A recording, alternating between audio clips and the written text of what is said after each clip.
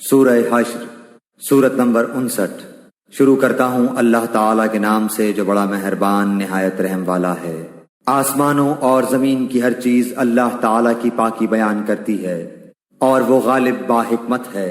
وہی ہے جس نے اہل کتاب میں سے کافروں کو ان کے گھروں سے پہلے حشر کے وقت نکالا۔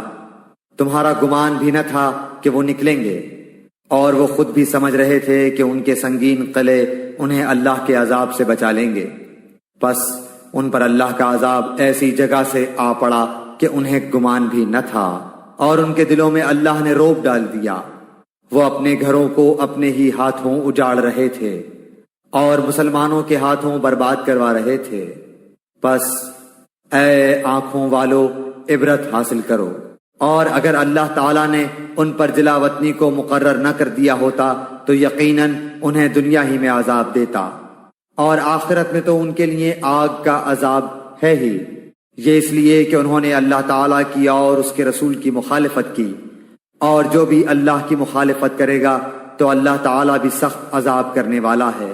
تم نے کھجوروں کے جو درخت کاٹ ڈالے یا جنہیں تم نے ان کی جڑوں پر باقی رہنے دیا، یہ سب اللہ تعالیٰ کے فرمان سے تھا، اور اس لیے بھی کہ فاسقوں کو اللہ تعالیٰ رسوا کرے۔ اور ان کا جو مال اللہ تعالیٰ نے اپنے رسول کے ہاتھ لگایا ہے، جس پر نہ تو تم اپنے گھوڑے دوڑائے ہیں اور نہ اونٹ، بلکہ اللہ تعالیٰ اپنے رسول کو جس پر چاہے غالب کر دیتا ہے، اور اللہ تعالیٰ ہر چیز پر قادر ہے۔ بستیوں والوں کا جو مال اللہ تعالیٰ تمہارے لڑے بھڑے بغیر اپنے رسول کے ہاتھ لگائے وہ اللہ کا ہے، اور رسول کا، اور قرابت والوں کا، اور یتیموں مسکینوں کا، اور مسافروں کا، تاکہ تمہارے دولت مندوں کے ہاتھوں میں ہی یہ مال گردش کرتا نہ رہ جائے۔ اور تمہیں جو کچھ رسول دے لے لو، اور جس سے روکے رک جاؤ، اور اللہ تعالیٰ سے ڈرتے رہا کرو، یقیناً اللہ تعالیٰ سخت عذاب والا ہے۔ فی کا مال ان مہاجر مسکینوں کے لیے ہے جو اپنے گھروں سے اور اپنے مالوں سے نکال دیے گئے ہیں، وہ اللہ کے فضل اور اس کی رضامندی کے طلبگار ہیں، اور اللہ تعالیٰ کی اور اس کے رسول کی مدد کرتے ہیں، یہی راست باز لوگ ہیں۔ اور ان کے لیے جنہوں نے اس گھر میں یعنی مدینہ اور ایمان میں ان سے پہلے جگہ بنا لی ہے، اور اپنی طرف ہجرت کر کے آنے والوں سے محبت کرتے ہیں، اور مہاجرین کو جو کچھ دے دیا جائے اس سے وہ اپنے دلوں میں کوئی تنگی نہیں رکھتے، بلکہ خود اپنے اوپر انہیں ترجیح دیتے ہیں، گو خود کو کتنی ہی سخت حاجت ہو۔ بات یہ ہے کہ جو بھی اپنے نفس کے بخل سے بچایا گیا وہی کامیاب اور بامراد ہے۔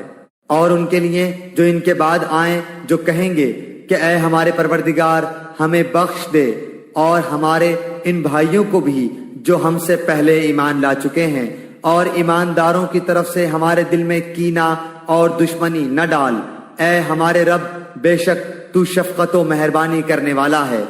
کیا تو نے منافقوں کو نہ دیکھا کہ اپنے اہل کتاب کافر بھائیوں سے کہتے ہیں اگر تم جلا وطن کیے گئے تو ضرور بالضرور ہم بھی تمہارے ساتھ نکل کڑے ہوں گے، اور تمہارے بارے میں ہم کبھی بھی کسی کی بات نہ مانیں گے، اور اگر تم سے جنگ کی جائے گی تو بخدا ہم تمہاری مدد کریں گے، لیکن اللہ تعالیٰ گواہی دیتا ہے کہ یہ قطعاً جھوٹے ہیں۔ اگر وہ جلا وطن کیے گئے تو یہ ان کے ساتھ نہ جائیں گے، اور اگر ان سے جنگ کی گئی تو یہ ان کی مدد بھی نہ کریں گے، اور اگر بالفرض مدد پر آ بھی گئے تو پیٹ پھیر کر بھاگ کھڑے ہوں گے، پھر مدد نہ کیے جائیں گے۔ مسلمانوں، یقین مانو کہ تمہاری ہیبت ان کے دلوں میں بنسبت اللہ کی ہیبت کے بہت زیادہ ہے۔ یہ اس لیے کہ یہ بے سمجھ لوگ ہیں، یہ سب مل کر بھی تم سے لڑ نہیں سکتے۔ ہاں، یہ اور بات ہے کہ قلعہ بند مقامات میں ہوں یا دیواروں کی آڑ میں ہوں، ان کی لڑائی تو ان میں آپس میں ہی بہت سخت ہے، گو آپ انہیں متحد سمجھ رہے ہیں، لیکن ان کے دل دراصل ایک دوسرے سے جدا ہیں، اس لیے کہ یہ بے عقل لوگ ہیں، ان لوگوں کی طرح جو ان سے کچھ ہی پہلے گزرے ہیں، جنہوں نے اپنے کام کا وبال چکھ لیا اور جن کے لیے المناک عذاب تیار ہے۔ شیطان کی طرح کہ اس نے انسان سے کہا کفر کر، جب وہ کفر کر چکا تو کہنے لگا میں تو تجھ سے بری ہوں، میں تو اللہ رب العالمین سے ڈرتا ہوں۔ پس دونوں کا انجام یہ ہوا کہ آتش دوزخ میں ہمیشہ کے لیے گئے اور ظالموں کی یہی سزا ہے۔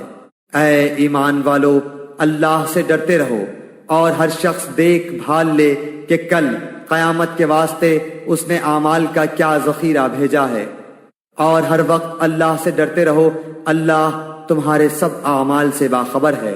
اور تم ان لوگوں کی طرح مت ہو جانا جنہوں نے اللہ کے احکام کو بھلا دیا تو اللہ نے بھی انہیں اپنی جانوں سے غافل کر دیا، اور ایسے ہی لوگ نافرمان فاسق ہوتے ہیں۔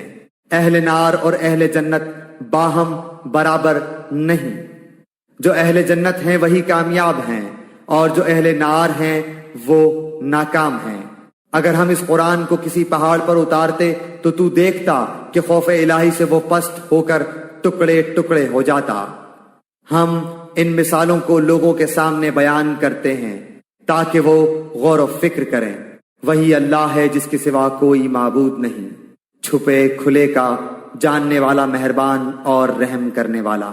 وہی اللہ ہے جس کے سوا کوئی معبود نہیں، بادشاہ نہایت پاک، سب عیبوں سے صاف، امن دینے والا، نگہبان، غالب، زور آور اور بڑائی والا۔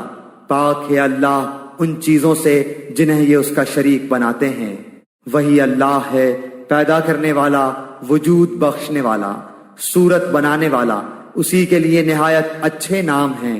ہر چیز خواہ وہ آسمانوں میں ہو خواہ زمین میں ہو اس کی پاکی بیان کرتی ہے، اور وہی غالب حکمت والا ہے۔